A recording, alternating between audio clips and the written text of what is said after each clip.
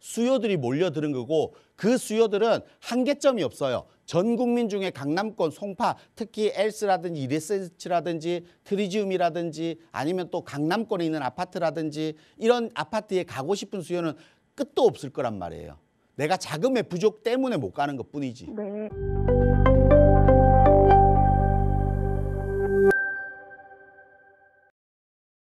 안녕하세요. 네, 안녕하세요. 네, 반갑습니다. 네, 안녕하세요. 네. 어떤 고민 가지고 계실까요? 저희는 지금 잠실 세내역 쪽에 지금 거주 중인데요. 네.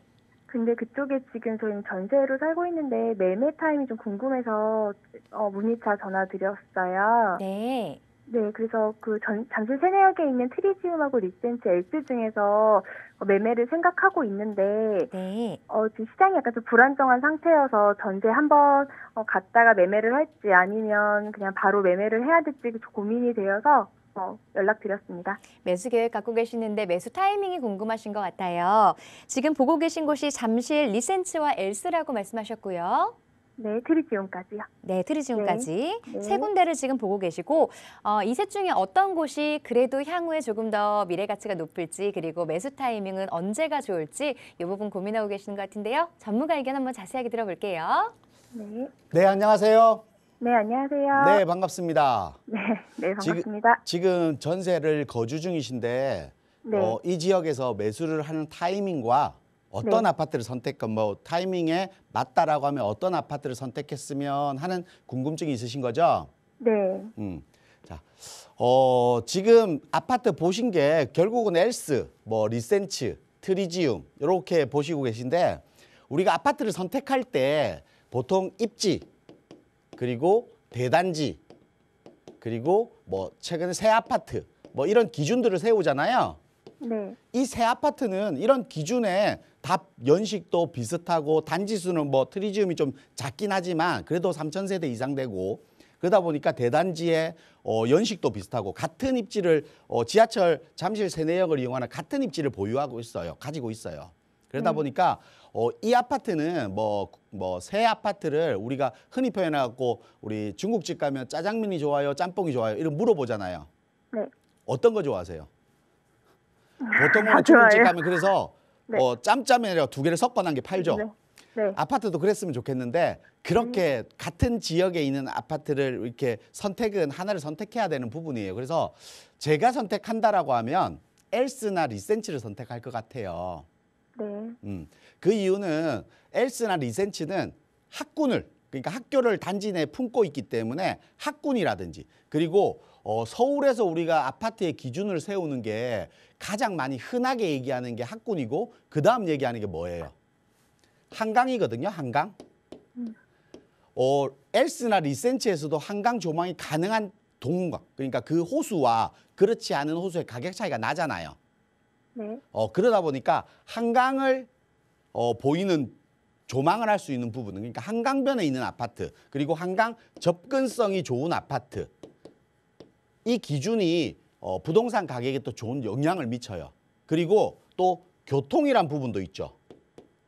교통이란 부분이 있는데 트리지움이나 리센츠보다는 엘스가 9호선 종합운동장역 9호선 이용하기에 훨씬 좀 더 편리하죠.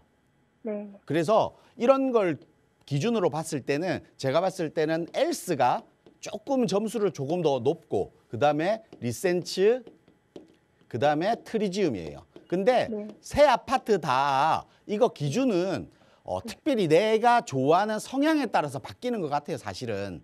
네. 근데 부동산이라는 거는 팔기 좋은 게 가장 좋은 부동산이거든요. 네.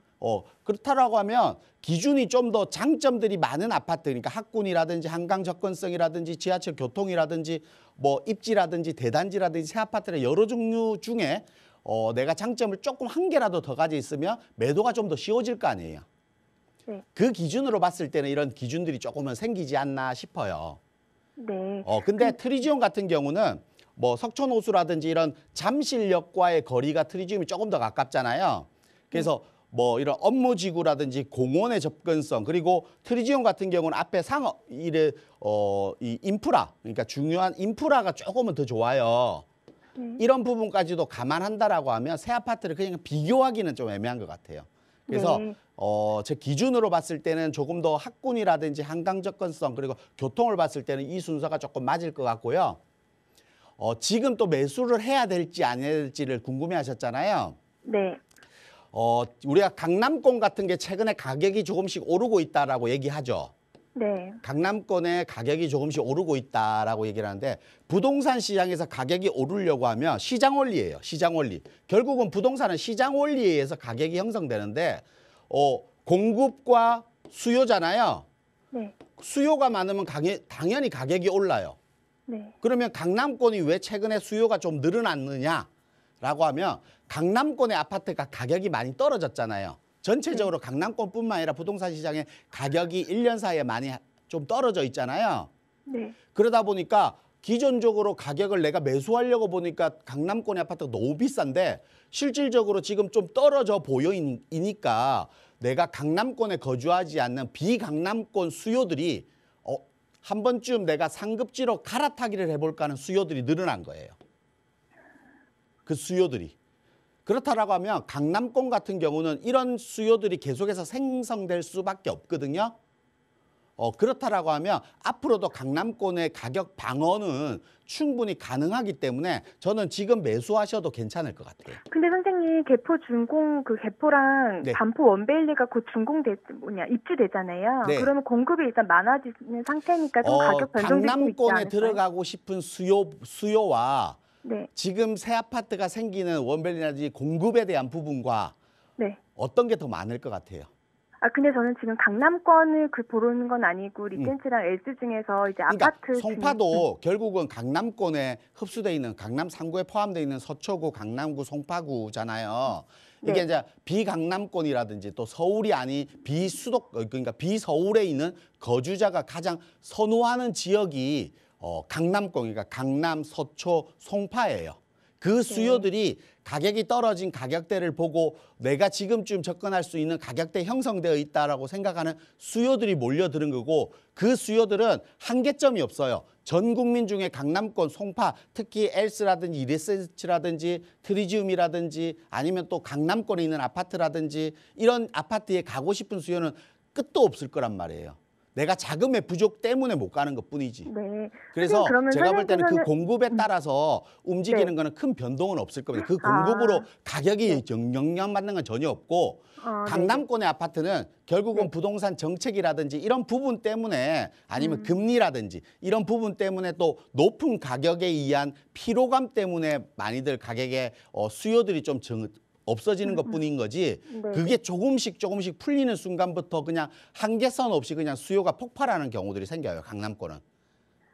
그래서 그런 시점이 아직 오진 않았지만 그 시점을 지금 오는 긍정 신호들이 지금 보이고 있기 때문에 저는 지금 뭐 계속 전세를 거주하는 것보다 매수 자금이 가능하다라고 하면 매수를 하시는 게 맞을 것 같습니다. 그럼 선생님 지금 세계적으로 경기가 그렇게 뭐 화랑적인 분위기는 아닌 상태에서도 계속 끝도 없이 올라간다는 주의신 거예요? 부동산이라는 거는 끝도 없이 올라간다는 것보다는 네. 부동산의 가치는 등락이라는 게 있어요. 그러니까 상승과 하락. 그러니까 부동산을 실거주 목적의 거주만 가진 우리나라 전 국민이 한 세대 한 세대씩 다 가져간다라고 하면 결국은 가격이 이렇게 뛰거나 떨어지거나 하진 않겠죠. 근데 네. 부동산은 투자용, 그러니까 우리가 뭐 주식이라든지 예금이라든지 펀드라든지 부동산이라든지는 투자용도 있기 때문에 이런 투자의 하나의 또 품목이잖아요. 부동산이라는 게.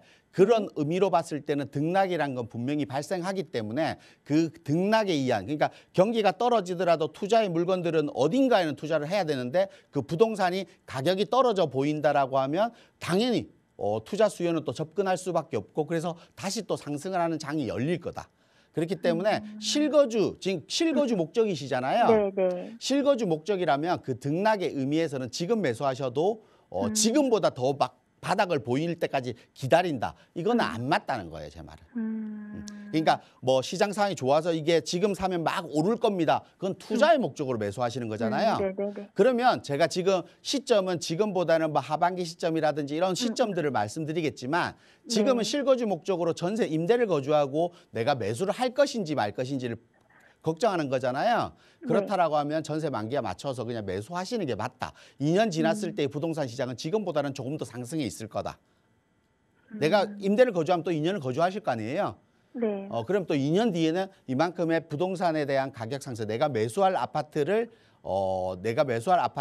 가격대가 맞지 않기 때문에 또 안 될 수도 있으니까 지금 무주택자에서는 매수를 하는 게 맞다라는 거 말씀드리는 거예요. 그러니까 부동산이 경기에 의해서 막 급등을 하고 뭐 이런 시장을 제가 말씀드리는 게 아니잖아요. 네, 무슨 말씀이신지 알겠어요. 그래서 저는 매수하셨어도 괜찮을 것 같고, 매수한다라고 하면 내가 편리성을 먼저 우선적으로 따져야 돼서 하는 거예요. 그래서 학군이라든지 한강 접근성이 좋다면 엘스나 리센츠, 내가 인프라가 좀 더 중요하다라면 트리지움인데, 실질적으로 매도도 생각해야 되기 때문에 매도에 우선한다라고 하면 엘스, 리센츠, 트리지움으로 좀 순위를 조금 정하는 게 맞지 않나 생각을 합니다.